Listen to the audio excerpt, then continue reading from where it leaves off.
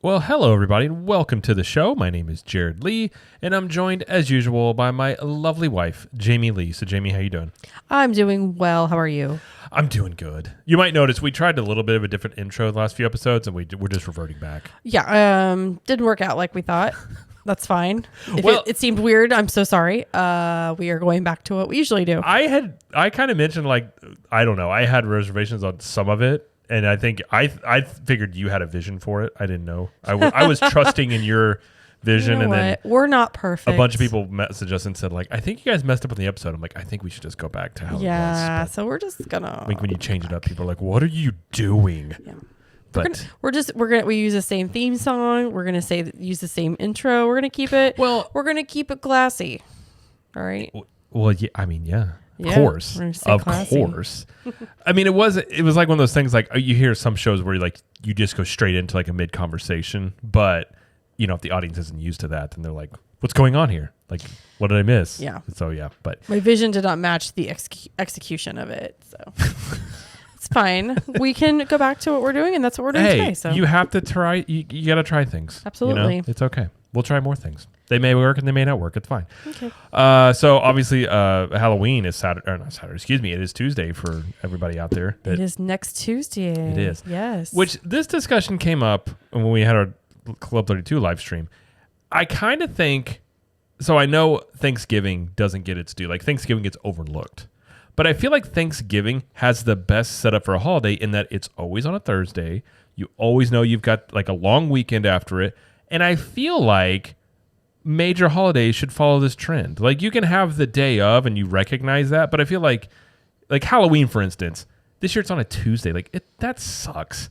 Like to have Halloween on a weeknight, like it should always be like it's like a Thursday and you get the Friday off, or always be on a Friday. So I feel like we should all come together and have this thing to where the major holidays always end up on the Thursday or Friday. Because I feel like Thanksgiving has it good, has it down really good. Yeah, I agree. So you would prefer Halloween to not be date based, but be day of the week based. Absolutely. So let's make it on a Friday, maybe a Saturday. Well, it's every year. Yeah, it's like Thanksgiving. I mean, and if we're being honest, Christmas even, the dates are different than they're not usually historically accurate. So it's like, you can even recognize the day of, but yeah, like you celebrate it, you get that weekend off or whatever you want to call it. But I feel like it would work out better. Like it could be a floating thing to where you always have it on like a weekend like that. I feel like that's a good thing. I don't know. I feel like that would work. I don't know who we have to talk to about this, but. Well, I don't know if they'll ever change that. I'm not saying they will. I know there are some. We were talking about this to Club 32 yesterday, but someone was saying like some neighborhoods will say, okay, we're trick or treating on the Saturday before Halloween. Yeah, but I feel like that's a lot. I mean, it's hard to get everybody on the same page in those situations. I mean, it's possible you can, but yeah. I mean, listen, many visionaries are not recognizing their time. I'm just saying. Goodness. No, I'm not saying that anyways. I'm excited for Halloween this year. Our kids are excited. Costumes. Hopefully it's not too hot or too cold. It's always a toss up. Usually it's hot. It's been great. It's been great the last lately. Few days. Yeah. Historically, since we've moved to Florida, it has been very hot on that day.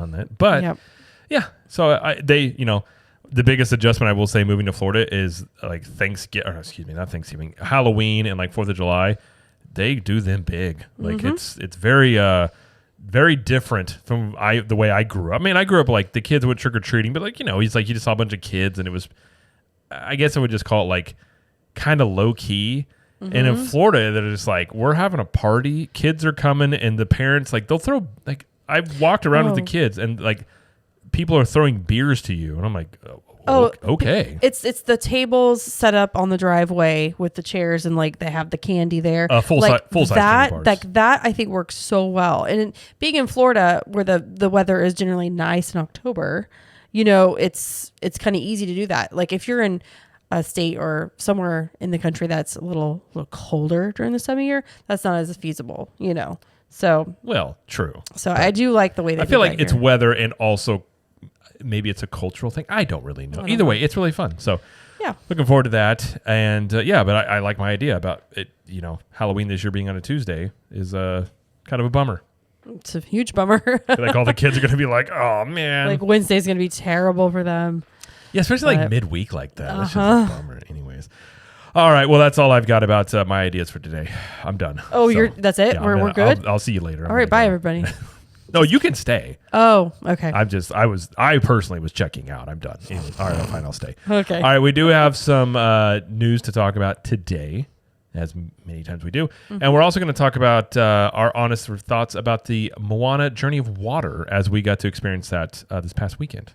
So we'll give you I guess it's better to put our honest thoughts versus like our lying. So I know when I see that, I'm always just like, well, I guess it's. We're not to give away anything. We're gonna be honest, but we're also gonna be kind. We're gonna be kind about it too. Who's we? You and I, sir. I'm always nice. Listen, I have many, anyways, sometimes, I'm not saying I do here. Sometimes I have constructive criticism because I care. Okay. If I didn't care, I never would say anything. See, that's the worst thing. Constructive criticism can be delivered in a nice way. Well, yeah, it can be. Anyways. Oh my gosh.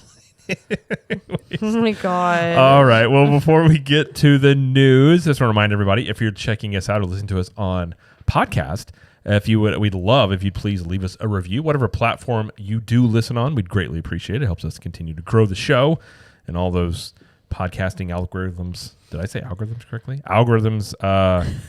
You still didn't say it right. All the podcasting systems enjoy it when you leave a review. Apparently, I can't say words today. It's all right. If you're watching us on YouTube, please subscribe to the channel, leave a like. We'd greatly appreciate that. And if you want even more content, you can check out Club 32, and that's our private group, sort of like a Patreon, but we just do it on our own end. And we have a private Facebook group. You get 20% off CTM apparel and 1901 Candle Company products, especially for around Christmas time. Great for gifts. We have live streams. We have a weekly live stream called the Club 32 Show every Tuesday. We just hang out and chat. We have the Speakeasy. We have the Cool Kids Kitchen, where we make a Disney dish once a month, and other live streams periodically. We're in the parks, room tours, and all sorts of stuff. We got some new stuff we're going to plan in there as well. So you can go to ctmvip.com to check it out there. And it's a great group. And we got meetup coming up in a couple weeks in November and another one in January. Yeah, meetup is in 2 weeks. Yeah, so I'm very excited for that. Yeah. And those are always a good time. And a lot of people are going to be going to Jollywood Nights, which we'll talk about tonight as well. So, but anyways, yeah, if you want to check that out, ctmvip.com. And we have monthly or yearly options. And if you'd like to join, we'd love to have you. So, okay. All right. Our first story we have is that there is more Disney Jollywood Nights details that have been revealed, as well as holidays around the resort. Yeah. I thought I was going to say world. Around the resort. Around the world resort. Resort World. Yeah. So, so Jollywood Nights is, like Jared said, it's the new special event that they're doing at Hollywood Studios this year. And the first day is November 11th, which I will be attending. Maybe Jared, if we can get him a ticket. It's sold out, so we'll see. We're going to look for scalpers in the parking lot. See what happens there. So we're not going to talk about Christmas stuff too much on this episode because we're going to have a whole episode dedicated to that. So we're just going to mention that they've released some more entertainment specific information like the shows, the sing-alongs, the party atmosphere kind of thing, the characters, what they'll look like. And I'm just going to say it looks very cool. So I'm excited about that. A little bit what's going on in Magic Kingdom and Disney Springs and a little behind the scenes stuff. So again, we are going to talk about all of the Christmas stuff as like what you can expect at Christmas this year at Disney kind of episode. Maybe not next week, but the week after. But yeah, I just wanted to put that out there that there is more information out there. I think we should call it an extravaganza. Extravaganza. Just because it seems more. I feel like you do that whenever you just want to call something special. What is technically an extravaganza? It's like it's a celebration. It's a huge, giant celebration. Is that true? Or are you just making that up? I mean, that's what I think extravaganza is. Okay. I will say, I think the Jollywood Nights is one of the best ideas I've seen them come up with in a while. In terms of now obviously we haven't gone to it yet, but just from the perspective of it, how it looks, the theming of it, I think it sounds really cool. I love the idea of the theme, like the era, all that stuff. The only thing I would say is I kind of wish it's sort of an after hours ish event, or if you want to call it, it's like an adult Christmas party, basically. So it doesn't say specifically it's for adults. It doesn't say that. But what they're doing at the event seems very geared toward adults. Very much like a party. But the only thing I wish they had, most after hours events, you get like free sodas and like ice cream. I feel like they could do something like that with this, but they haven't said that there's going to be free anything. I mean, I would assume there's not going to be, because even with Mickey's Not, I said Not So Scary. With Mickey's Not So Scary and the Christmas party, you do get free stuff with that.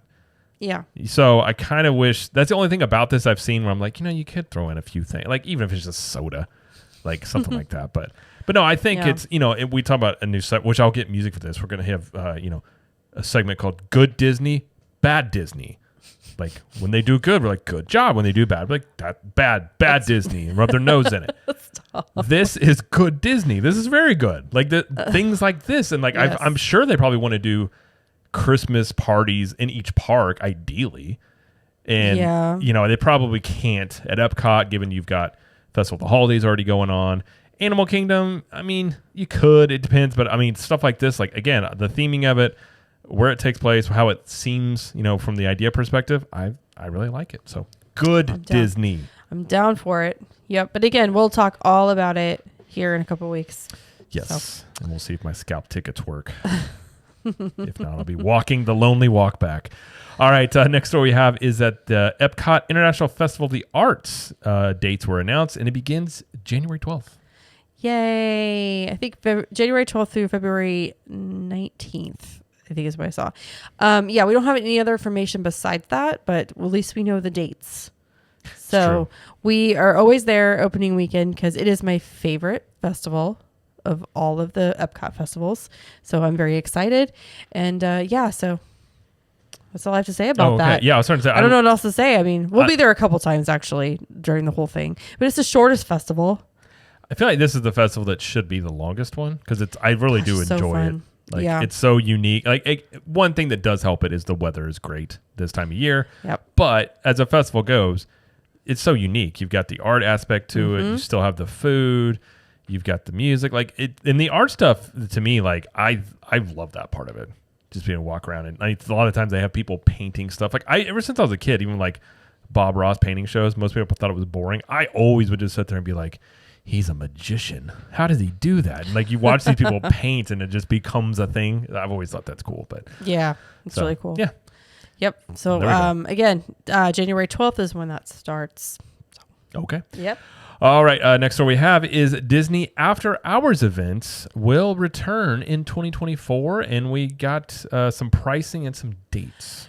Yeah. Okay. So for Magic Kingdom, the hours are 10 p.m. to 1 a.m. and prices start at $155 per person, and the date range on select nights from January 11th through April 8th. At Epcot, the hours are 10 p.m. to 1 a.m. as well, and prices start at $149 per person, and the event takes place on select nights February 2nd through April 4th. At Hollywood Studios, the hours are 9:30 p.m. to 12:30 a.m. I don't know why the difference, but and prices start at $155 per person, and the select dates that it is occurring are January 10th through April 10th. Now, kind of like with what they do with Mickey's Very Merry Christmas Party and other after-hours events that they've had in the past, you'll be able to enter these parks at 7 p.m. with your event ticket. So if you don't have a regular day ticket, you can get in at 7 p.m. with this event ticket. Another perk they're adding this year for the Magic Kingdom After Hours is that guests will be able to watch the fireworks show Enchantment. So they're bringing Enchantment back for after hours at Magic Kingdom. I feel like that's more of a punishment. Hey, that's not nice. Okay, I shouldn't say punishment. That part's a little baffling because Enchantment, for those that may not know, so Happily Ever After is a current fireworks show at Magic Kingdom. Right. And it was the show that had been going on for a while up until the 50th. The 50th unveiled Enchantment, which... It wasn't, okay, I'm not going to say it was hated. It wasn't loved like Happily Ever After. It was, I agree. It was okay. Like, and honestly, my opinion, it was meh. Like, I thought it was okay-ish, but There are a lot of things about it I just didn't think were that great. So they made this big deal and said, hey, we hear you, everybody. Happily Ever After is coming back. Everybody was super excited. Right. So it's really weird at an after-hours event that you would tout that you can go see Enchantment when that's a show that, for the most part, nobody wanted. I was just confused. Like, I think the thing that people would want here is, like, Wishes.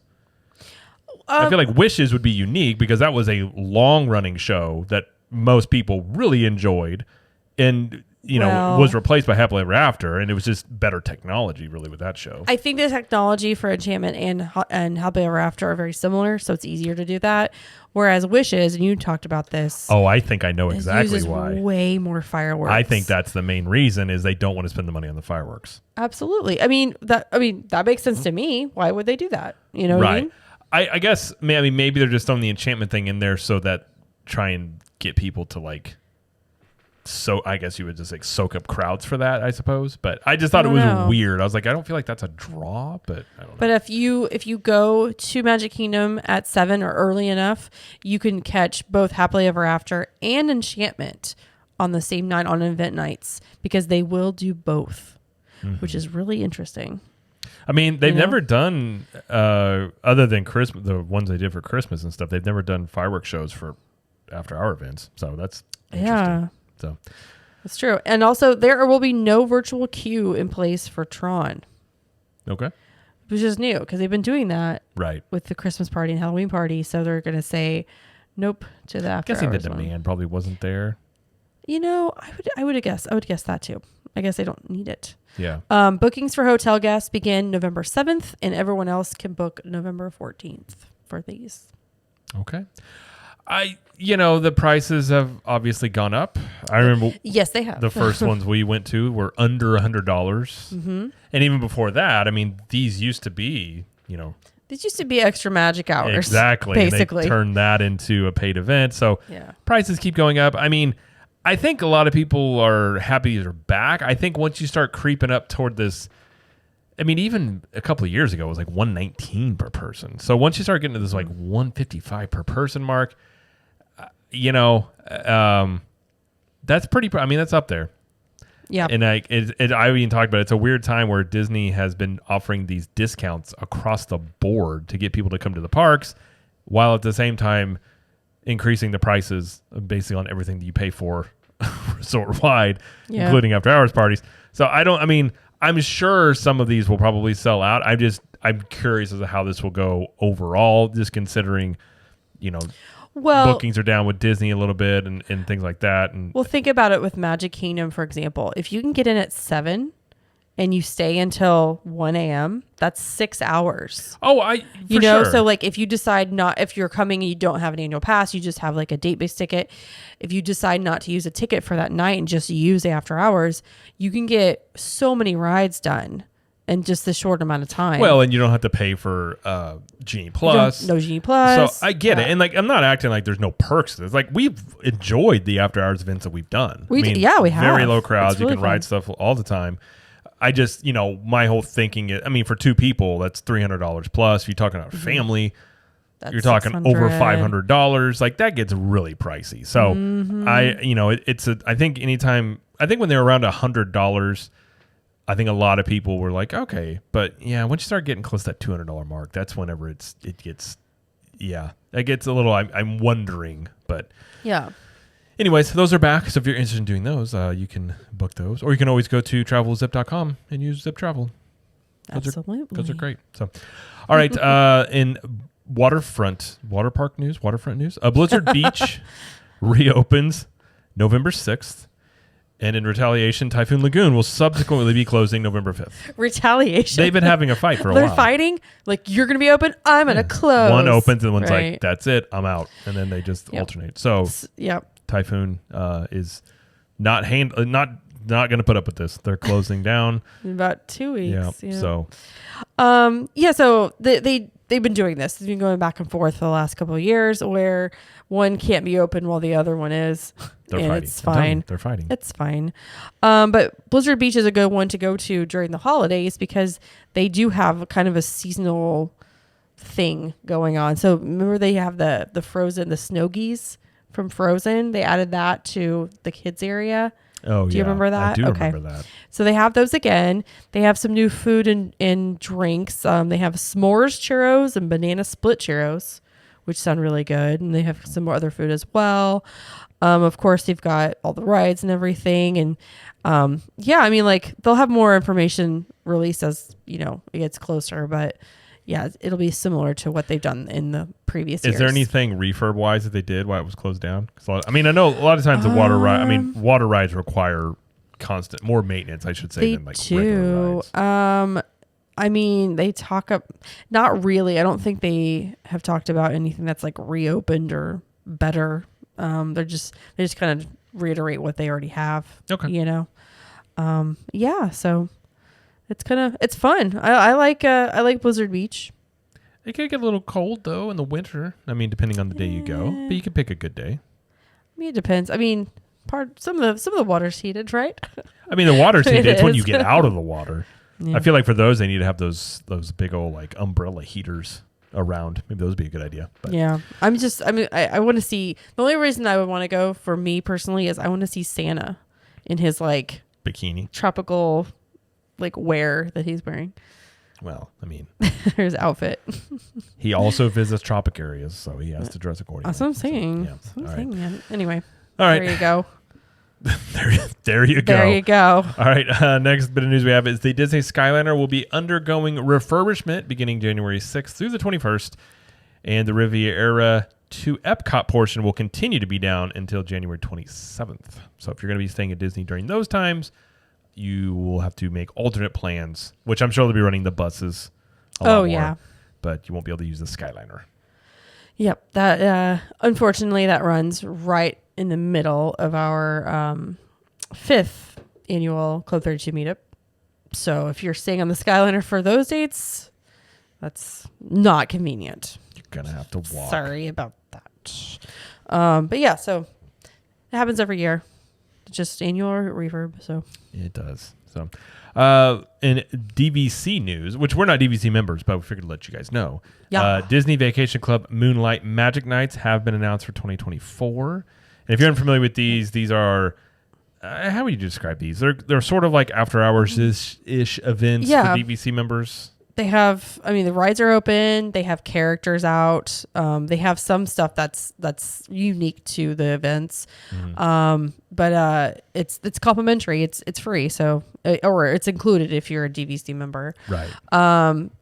So the dates for this year and the location. So Animal Kingdom, February 27th and April 23rd. Epcot's January 25th and March 1st. Typhoon Lagoon is June 4th and July 11th. Hollywood Studios is August 27th. And California Adventure is January 29th. Okay. So those are the dates. And yes, there is not Magic Kingdom on this list. Interesting. Yep. Yeah. I don't know. Like I said, we're not DVC members, but if anybody would like to adopt us as DVC guests, hey, I'm just kidding. We did almost get to go one year, and we have been invited a few times. Sometimes it doesn't work out with stuff, but I mean, just saying. Anyways, no, we were supposed to go in 2020. Remember? Well, and the park shut down. Well, that made it difficult. That did make it difficult. I feel like I went. You've gone before. I think you went once. I think I have at least gone once. I haven't, but I think you have. I mean, in my defense, yeah, you have done many more parties than I have. What do you? I don't know what you're talking about. And you can do Jollywood Nights. So I mean, listen, you could have done it too if you wanted to do it, but you didn't. No, want to do that wasn't it the thing. We first. didn't know your parents were going to come during the meetup, and somebody had to watch. That's what it was. The Chittens. The Chittens. And I said, I'll do it. And then your parents are like, which it was funny the way your parents did it, which is funny because like for those who don't know, like they stay with us part of the year down here. And so I was talking to her down the phone, and he just said it in passing, like, yeah, and we'll, when we come down for your meetup, and I was like, you're coming down for the meetup? And he was like, oh yeah, didn't Jamie tell you? I'm like, no. And then I talked to you, and she's like, they didn't tell me anything. And we're like, okay, so. Because we would never be like, hey, you guys need to come down and watch our kids. No, I don't. I wouldn't. I wouldn't do it. I feel like you would strongly suggest it. I would I would I'll feel it out. I wouldn't like be like, hey, you guys need to do this. No, never. Hey, Mom, your grandkids are asking about you. Just saying. Anyways, I don't know how we get on that topic, but sorry. And in another segment, like I mentioned earlier, and it's going to be an ongoing segment again. Okay. Good Disney, bad Disney. And I'm going to get some music. I didn't have time to do it today because I was printing shirts all day, so I didn't get a chance to do it today. But in another edition of Good Disney, we have that there is the first ever Haunted Mansion parlor that is coming to the Disney Treasure cruise ship. Now, yes. It is the world's first Haunted Mansion inspired bar. Now, if you look at this thing, there's a video that accompanies it. I can't talk. Accompanies it. Mm-hmm. It looks fantastic. Like, it literally looks, I mean, if you're a fan of the Haunted Mansion, it looks great. And they mention as well, I believe in this article, because it's Disney Parks blog, I believe they mention that they could take this and like put it into the parks. Oh, wouldn't it be great? Well, and this is where I say, good job, it's Disney. not difficult, Disney. Good Disney. Do this. Like back when they said, oh, we think we're going to do that Pirates themed lounge in Magic Kingdom. I'm like, yes. Why didn't you do this 10 years ago? Like this would, a Haunted Mansion bar, I'm telling you right now, you think Oga's Cantina is hard to get into? This would be 10 times harder. I'm telling you, this would be like this would be like Trader Sam's. This would be they would make. Oh, this would be like Trader Sam's. They would make so much money. Oh, yeah. Like it would be in demand and like it looks great. It really does. Like it they're gonna do a virtual queue for sure. And that's the thing. Like do more stuff like this. Like it's not difficult. Like just take elements that people love, and they've done a lot of stuff with the Haunted Mansion to their credit. But the Haunted Mansion is one of those things where obviously they tried a movie again, and to be fair to I haven't seen it. I've actually heard it's pretty good. It didn't do very well in the box office, but I heard from a lot of people saying it's actually a pretty good movie. But this bar looks great, and if you put a bar, I don't know if you would do it in Magic Kingdom, but you could. But let's say you put it wherever you end up putting this thing would be impossible to get into. Oh my gosh! I mean, if you're keeping track of the Disney Treasure cruise ship, they now have this. And they have Skipper Society, which is another lounge based on Jungle Cruise. Which is a great idea. They have put that in Magic Kingdom, the Skipper Canteen. Yep. So. They've got the 20,000 Leagues Under the Sea themed pub. I mean, this ship is going to be fantastic. Mm-hmm. Yeah, this is wonderful. We have never done a Disney cruise, which we do want to do one in the hopefully near future. But this looks like something that, honestly, like if you decided, am I going to do a cruise or am I going to do a Disney World vacation? Well, it's like Disney's taking aspects of the park and putting it into the ships. So I think people will be more apt to like take longer cruises, maybe, or do like a land and sea kind of thing where they do both. Yeah. Versus just one or the other, because you're getting like all of this park stuff in these ships, and it appeals a lot to them. Yeah, we've seen them do a lot of this like park elements into the ships. Yeah. And things like, and we've seen them take a lot of the concepts of like the underbed storage from the ships into the resorts as well. So they kind of take it back and forth. But yeah, I just want to say this segment, good Disney, bad Disney, because yes, sometimes you get, probably more me, get critiqued about, being too critical about Disney. And the thing I will just say, I just will simply say when things are good, I'll say, hey, good job. But the only reason you would actually critique something is because you care. So we do care. We have a show about Disney World. So inherently, we enjoy Disney World and we like it when it does good things. So it's like if we don't have a show just to, try it, which we don't. But I'm just saying, like, we obviously want good things in the parks. So absolutely, but I feel like it's also our obligation to be honest whenever it's just sort of like, yeah, that's not the greatest thing. But this is the greatest thing. This is fantastic. I mean, I really don't think it's difficult. Like, take stuff like this and just put this all over the place. I mean, they did this over in Grand Floridian with Beauty and the Beast with that themed bar. Oh, the Enchanted Rose. Yeah, so they've done these sort of things before. And again, logistics-wise, I don't know. Realistically speaking, they do serve alcohol in Magic Kingdom. I understand the hesitation. Walt very much didn't want alcohol in the park, so like it's definitely not like EPCOT. So I'm sure if you put this in Magic Kingdom, you would get some pushback. But considering they already serve alcohol in the parks, or in Magic Kingdom, I should say, I feel like you could do this.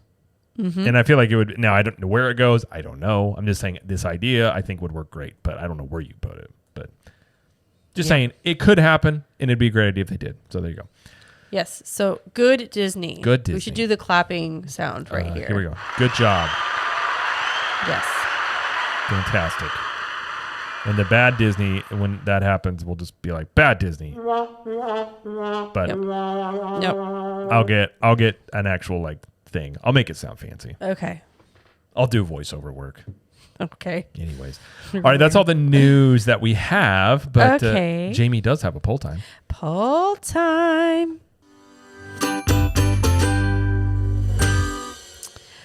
All right. My poll time this week was a very simple question, but a very complex answer.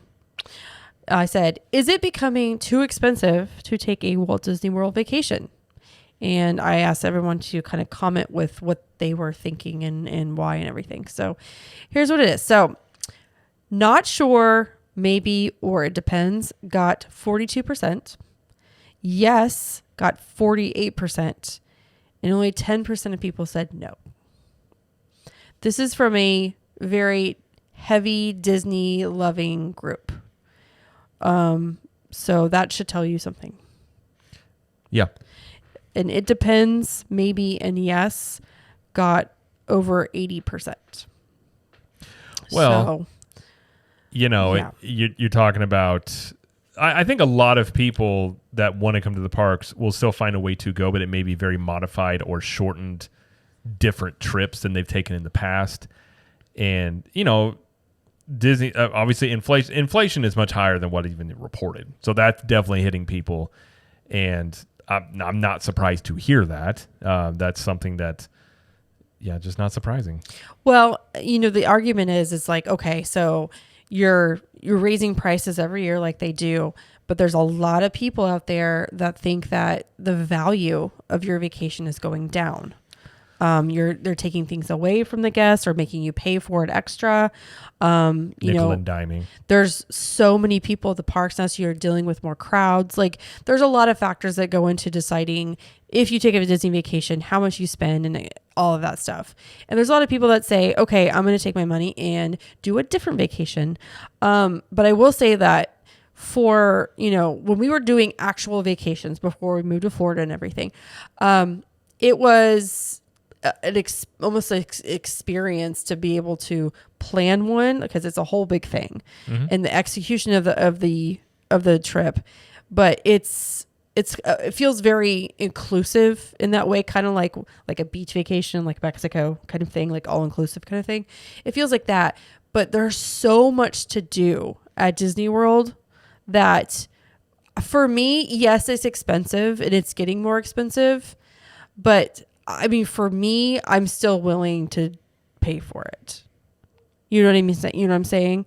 Well, there's arguments to be made in terms of like, is Disney expensive and getting more expensive? Yes. But at the same time, you look at going to a pro sporting event. I mean, good night. It's insane how expensive it is to go to a sporting event. Even food and drink. I mean, you get food and drinks, and even in Springfield, there's a Springfield AA minor league baseball team. The food there is insane. It makes Disney prices seem very reasonable. Concerts are insanely expensive. So things in general more expensive. So I'm not necessarily defending Disney raising prices, but there is an argument there to be made that you do get a lot for, what you're spending. Yeah. I would say you get less than you used to. Mm-hmm. I think you can make a really good argument, less than a decade ago, you're getting a lot more for what you spend, considering everything that's included, and a lot of that has been pulled back, and it's very a la carte now. And the little things add up too. They do. Well, it's the old adage of, death by a thousand cuts, or the slow boiling frog. It's like, it's one thing here. It's like, if they did all this at once, people would be furious and be like, what in the world is going on? But it's like, you just do one thing here and one thing here and one thing, and all of a sudden you've been moved from, if you're the center line, all of a sudden you've been moved all the way over here, and you don't even hardly realize what happened. And that's the whole, and that's, they talked openly about wanting to do that, going after this higher tier of customer. And, when they did that, I said at the time, like that's great whenever things are going well. Right. But when you run into a rough patch or you just get too aggressive, what are you going to do? And we saw them obviously offering a whole lot of discounts going into this year, beginning of next year. But then a few weeks later, upping the prices on everything. So it's very strange. And it's not like, and I'm not even going to make the argument that like Universal is cheap. Universal is not really any cheaper than Disney. I think you could say that it's a little cheaper on the AP side at times, and that's a whole other conversation. Theme parks in general are not cheap, especially Disney and Universal.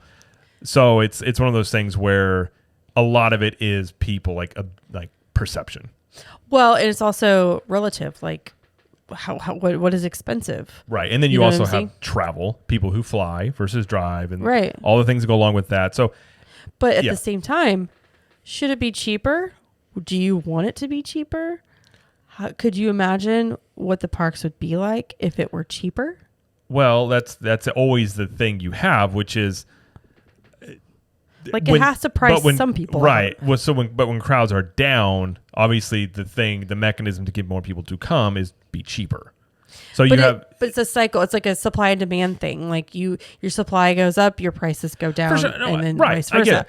But I also think what you're doing is like, obviously if you're raising prices, the perception would be you're adding a lot more value to that. And I would actually agree with this and say, I think at the rate in which they've been raising prices, I don't think they're adding as much value. Like enough. I think they're just raising prices because they have the market share to do it. And I've said all along, they have the capital or they have the market share to do it, they can do it. But I think if you look at Universal, all the things that they're adding, and Universal is getting more expensive every year, no doubt. But they're building a brand new theme park. They're adding more attractions. Like they're constantly adding all these things. Whereas, we'll talk about, like, we just got Moana Journey of Water that just opened, and we'll talk about what we think about that. There's nothing else on the slate. They have the Splash Mountain rethemed to Tiana, and that's it. They don't have anything else on that they're opening. And so it's like they can do it, but it's one of those things where the value in which what you're getting for the money you're spending is decreasing, in my opinion.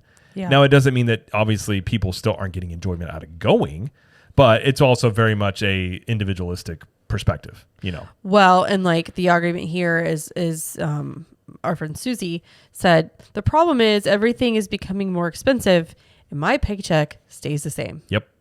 And that is the problem with like everything that's going on right now, including Disney Vacations, including Universal, including any of these extra things like luxury items or whatever you want to say. And it is a luxury item. Like it's a problem across the board.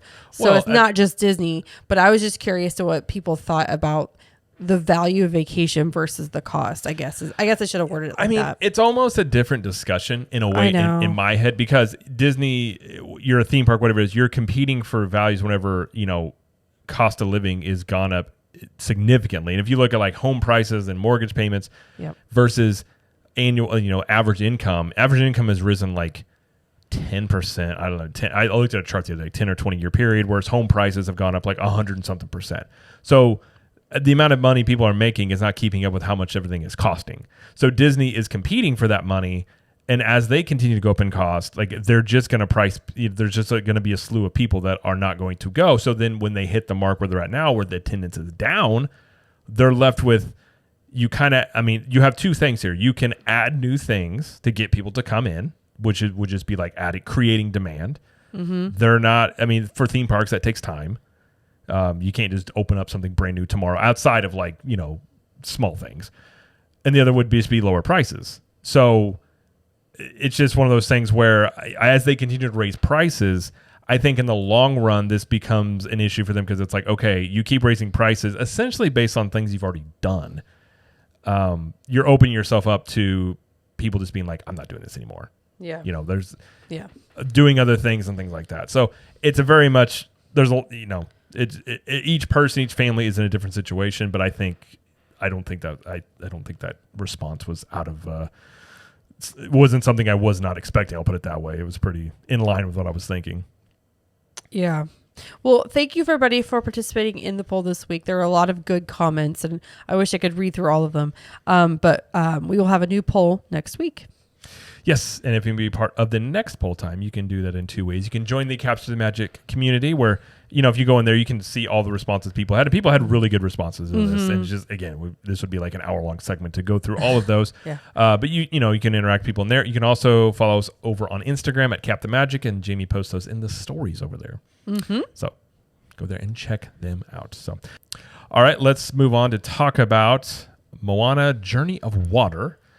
Which is brand new attraction, just opened up over at EPCOT, and we experienced it. I believe it's on its third day of being open.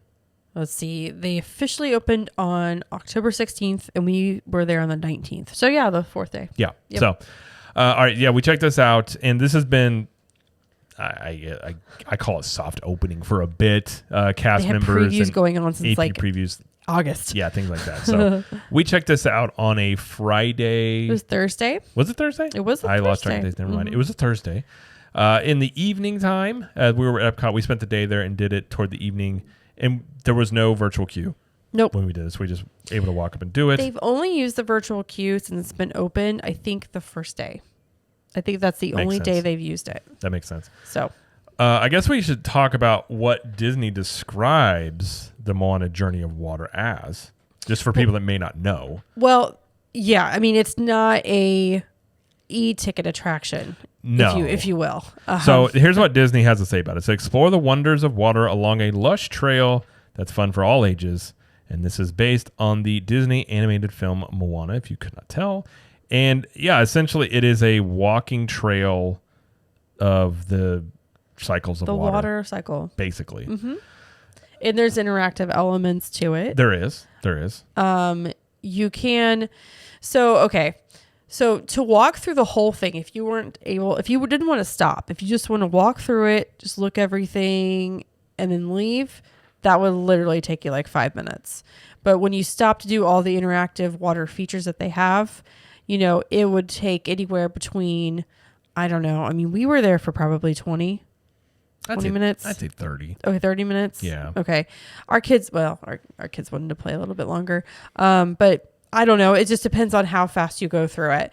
And there were quite a few people walking through when we were walking through. I mean, it was busy. It wasn't like insane, but it was busy. Yeah. There were people going through it. And we won't talk about each of the elements. We'll just say that there's a lot of, I guess, hand motion attractions. Yeah. I mean, so basically it's a trail and you walk around and there's essentially stations that you go to. Yeah. One to be for each part of the water cycle. And I think, and you go through there and each one, most of them do, the thing where you can play the instruments with the water, which I will say. It just makes music. Yeah. But that part I will say there was a lot of those. I thought maybe there was only one section. There was quite a few of those in the whole area. 5 or 6 Yeah, different places. There's more than that. I thought there was. It's basically like taking your hand and running it under a stream of water and it plays musical notes. Is basically what he's talking about. So I mean, essentially, this is a very well-themed splash area, I think is a fair way to put this.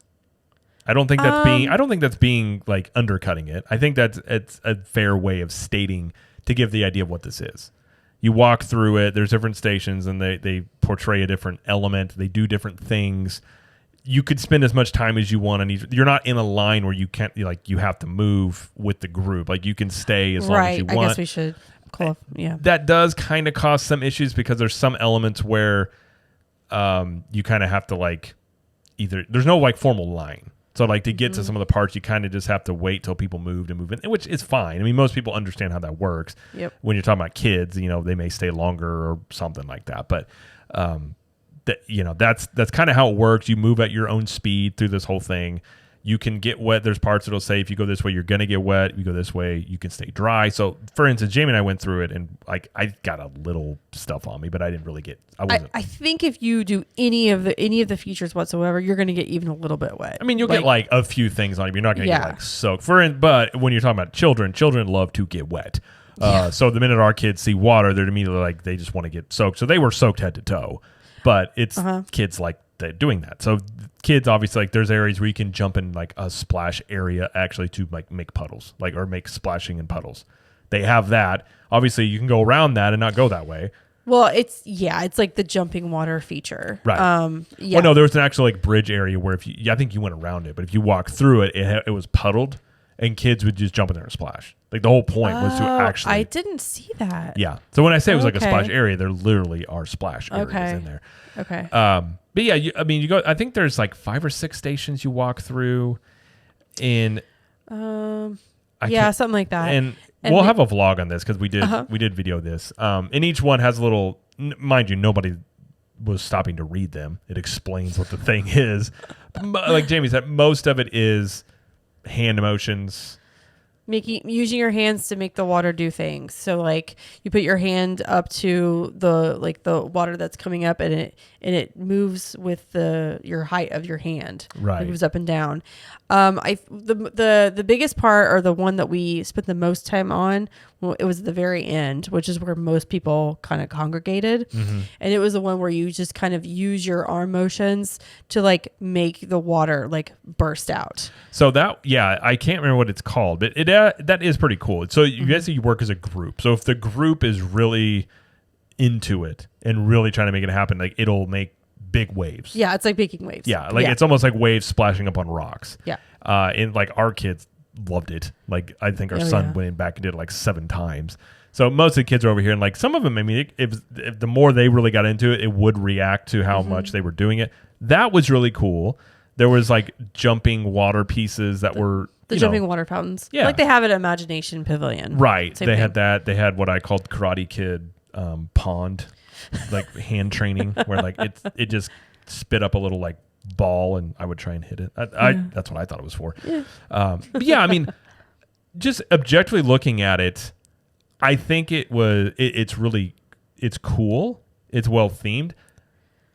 I don't think this is something that is going to draw people in and be like, oh man, we gotta go. I mean, unless you have kids. I think for kids, you would love this. But I don't think most people are going to be like, oh man, we got to go over here and go check out Moana. It's amazing. Like, it's a cool thing. I'm not saying it's not cool. And kids love it. Our kids, like all the kids in there were having a great time. And if you've never done it, yeah, it might be exciting to do it the first time, for sure. And I think the issue this thing runs into is, what do you think about it before we talk about that? Oh, it's exactly what I thought it was going to be. It's a wonderful walkthrough attraction. It can be very relaxing. You know, is it a big draw for crowds at Epcot specifically? I don't think so, but I don't think it was its main intention. I don't think it was put in there to be like, oh my gosh, this is an e-ticket attraction. Everybody must do this. I think it's just more of a, it's here, it's available, it's nice, it's calming. Like I like it. Our kids love it. But it's, to me, like if you're thinking it's going to be on the same level of like Cosmic Rewind as far as like excitement, for us, it's not. Unless you have a deep fear of water. Well, could be very exciting that way. But there was a lot of hype with this. Well, yeah. And that's what confuses me. Like they hyped it up so much. And the hype doesn't match what we got. Well, and that's at least not for what I Well, that's what I was going to say. I have no problem with this attraction. No, I Again, don't either. it's a family friendly, like kids will enjoy it, and kids, I think it's super cute. it is very cute. And there were parts of it that, like with the kids, like I had a good time. It was fine, like walking through there, and it's very much like something I would see in a water park. My mom would love this. For sure. And she would love this. But it's not something you can spend. Like I heard some people saying it would take you an hour to get through it. I don't know how.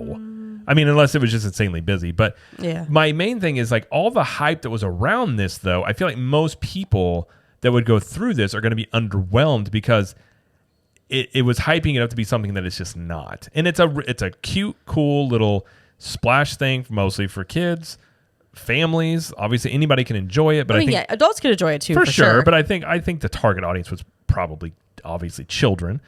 But it's the fact that the hype of it and the fact of I just don't feel like this belongs in Epcot is my thing from a theming standpoint. I feel like this would, and you've said it before, I would almost put money on the fact that this was originally intended for Animal Kingdom because it feels like this would, you go through it and you're like, this would be perfect in Animal Kingdom. And it feels like they just had to changed their mind. Yeah, they needed, that's what it feels like. It fit a space and they put it in there. So I agree with you. I don't think it's trying to be an e-ticket attraction. But at the same time, I don't really know why it's an EPCOT. But if you keep your expectations of just understanding what it is going forward, and this isn't us knocking it, it's just this is what this thing is.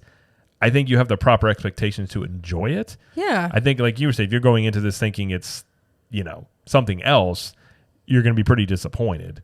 But I mean, it's fine. I really don't know what else to say. Like, it's not bad. It's just, it's different than anything Disney's really done in terms of like, I don't even know how you would, I don't know if you would even label this an attraction.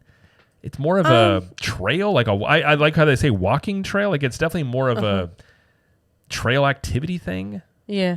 I mean, yeah. Which is, again, that's okay. It's fine. That's fine. Totally fine. Again, though, the hype that they had around it was a lot. But there are really cool Moana themed elements in there. There is like you do see Moana at one point, kind of. She's like in a rock. Right. Tafiti, she's displayed very prominently, and we got a picture in front of her. They had photographers nice. there. So yeah, Tafiti was cool, and like, it's very, I would love to go through the thing at night. And we were talking to a cast member. I think at night it would look beautiful. It looked really pretty. She was like trying to convince us to come back. I was like, I don't know if we're going to come back. Like, our children. Not tonight. Our children are tired. We went through it at dusk, around dusk, and it was beautiful. It was really like with the sunset going on. Mm-hmm. So I would like to see it at night. I think that would be really cool. But yeah, it's, if someone would say, is it worth going? Sure.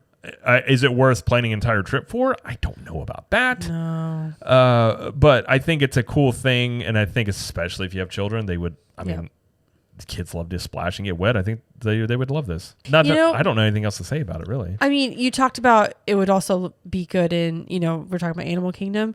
It also would kind of fit, if you wanted to, it would fit in Adventureland. It would make more sense. I mean, to me, I think Epcot, it's a whole other conversation. Epcot's sort of losing Let's not go into identity a bit. But yeah, I mean, if you were to ask me, if you were to realistically like put me in a focus group and be like, hey, what do you think about this attraction? I'd be like, it's fine. Mm-hmm. And like, what do you think putting in Epcot? I'd be like, why? Like, I feel like Animal Kingdom, and you're right. I mean, finding a space in Adventureland and Magic Kingdom would make sense because Moana technically, I think, is like a princess. So, and the theming of her would fit great there. Right. So yeah, the where it's put is a bit odd.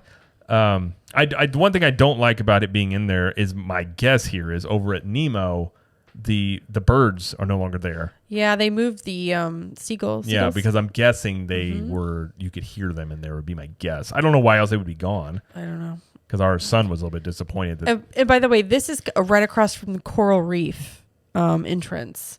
We didn't say where it was. Oh, sorry. Yeah. Yeah. So the construction walls are down over that area. You can just, if you go toward Coral Reef, it's on the left. But yeah.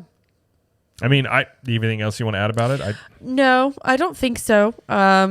Again, I enjoyed it. I thought it was adorable. But I won't. It's not one of those things I want to do every time I'm in Epcot. I mean, our kids will. Yeah, they will. I couldn't say I would. Uh-huh. I am curious how this will age. Let's say. Well, Moana's meeting outside right now. Right. She's out there. Yeah, so. I just wondering how this is going to look, like, say, 10 years. Is it going to age well? Things like that. But we've seen older IPs still be in parks, so maybe I'm completely off on that. But it's true. Yeah, I mean, yeah, like I said, it's fine. It's really cute, and if you're a fan of Moana, you'll enjoy it. It has a lot of aspects of that like Easter eggs in there. But yeah, so I think we laid it out pretty well. So yeah. There you go. We did also stay at Pop Century while we were there, which we've talked about Pop Century before. Many times. Yeah, it's the same. It's still our favorite value. It was fine. We had a preferred pool view. And we were on the third floor, and we literally just looked out and could see the feature pool, like the hippity dippity. That's what I call it, hippity dippity pool. It's hippy dippy pool, right? Yeah. Okay, fine. Hippity dippity. But we had been at Epcot all day. We come back, and the kids wanted to swim, and it was just right down there. It was perfect. It was close, and they were playing Hocus Pocus for the. Movie Under the Stars, so I got to listen, watch that kind of. But yeah, this is our favorite value resort for sure. Yeah, if you want to hear a full review on it, we did. Less than a year ago, I know we did a review on it. So we've done a few, but we've had updated ones. So you can go check that out there. But yeah, it's a as the values go, it's our favorite. So it Yeah. still holds up. It's still good if you're curious. And also over at Epcot, we did the Pluto's Pumpkin Pursuit with our daughter. Yeah, it's the scavenger hunt that they do in the fall or over around Halloween, where there are pumpkins all around Epcot. A little bit more showcase, just a few, but mostly in the world celebration, nature, discovery area, where you find pumpkins that look like characters. Just like painted like characters. And then at the end, after you get all the stickers and matched to where you found them, you get a prize. And the prize was a sipper. It was a type of sip. They had like Minnie, Mickey, I think Donald, and Goofy. So it was a themed sipper. I believe you can also just get this when you buy the map as well. Absolutely. Just like the other scavenger hunts they do during the year. But our daughter is very much like me, and she likes an objective. She likes to accomplish something. It keeps her interested, keeps her from being bored in Epcot. That's true.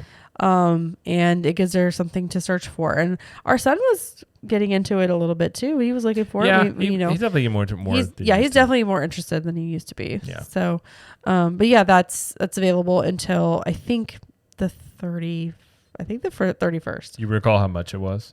It was, I believe it was not $9.99, $8.99.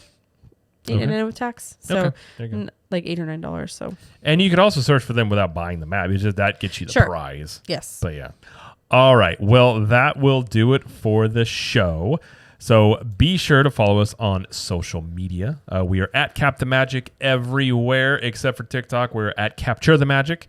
And if you want to follow us over on YouTube, we have what's where we do our vlogs and different informational videos, Epic Universe construction updates, all that stuff. And if you want to watch video versions of the podcast, you can go over on YouTube as well. And it's at CTM Podcast on a separate YouTube channel. So that's where we got them there. And of course, if you want even more content, you have Club 32, CTMVIP.com. But we also have the other shows on the network. We have the CTM Universal show where we talk about Universal Studios. And we just had an episode come out on Monday where we talked about the best snacks at Diagon Alley. We did, because we had some snacks at Diagon Alley. And we learned that it's diagonally. Apparently, it's the word diagonally. Yeah, I had Diagon. That kind of blew my mind when you told me. I was like, I Mm-hmm. didn't think that was common knowledge. Anyways, that's a thing. So you can check us out there. We also have Jamie's Trip Report show, which is Trip Tales, and that is a great resource if you're planning a trip because somebody just goes on a vacation and then comes back and talks to Jamie, and they know ahead of time, so they keep a bunch of notes, so you can get a lot of really good firsthand information from people who just went on a trip. So yes, check that out there, and yeah, I think that will do it. So. Thank you, everybody, for listening and or watching. And thank you, Jamie, for joining us. Thank you. And as Jamie always likes to say, we will see you in the parks. bye. Bye.